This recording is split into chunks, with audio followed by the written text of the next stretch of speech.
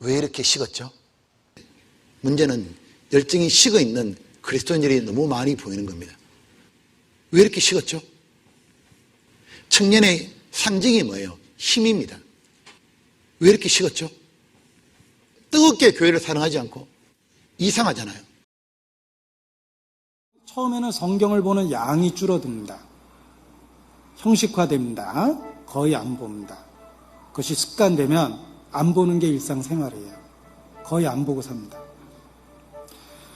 정말 저희 교회에서 걱정되는 일이 있습니다. 긴 설교를 개인적으로 성경 읽는 것과 대체하는 경우가 있으면 가장 개인적인 비극일 거라고 생각합니다. 항상 배우나 마침내 진리해질 수 없는 이라고 말씀대로 항상 배우지만은 교회당만 왔다 갔다 하고 못 깨닫는 사람이 있습니다. 아무리 세월이 지나도 안 바뀝니다. 왜? 육에 속한 사람입니다.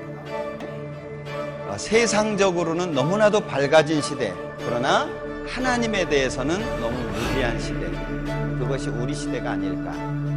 그러면서 마음속에 질문이 하나 떠올랐어요. 과연 나는 하나님에 대해서 얼만큼이나 알고 있을까?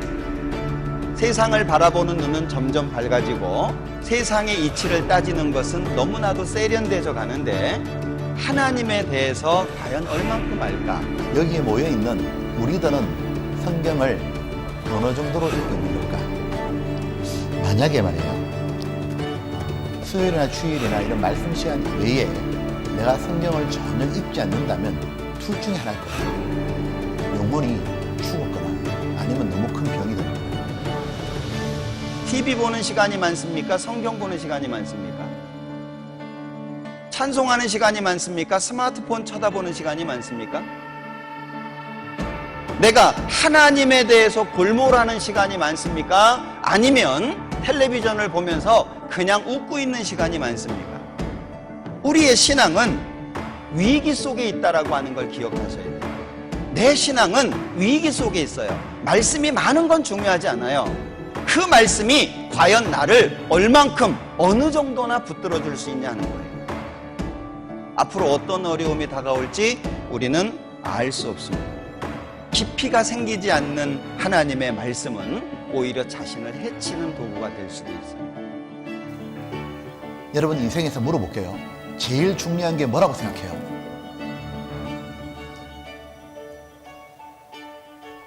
스마트폰 보는 건 아니죠. 근데 실제로 그렇게 많이 살죠. 봐요.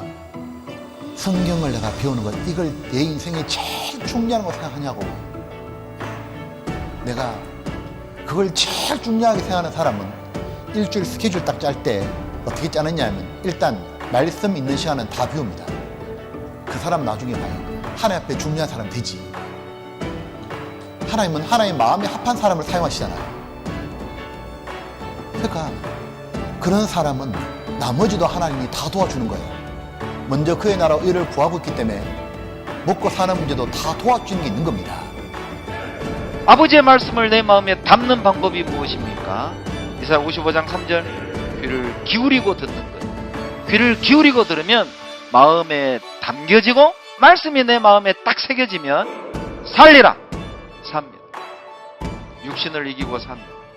죄를 이기고 삽니다. 절망을 이기고 삽니다. 우울감을 이기고 산다니까요. 신앙이 회복이 될 거예요. 우리는 때로는 눈물 골짜기를 지나기도 할 겁니다. 사망의 음침한 골짜기를 지나기도 할 거예요. 그런데 그 가운데에서 하나님이 나를 지켜주실 텐데 뭘로 지켜주실까요?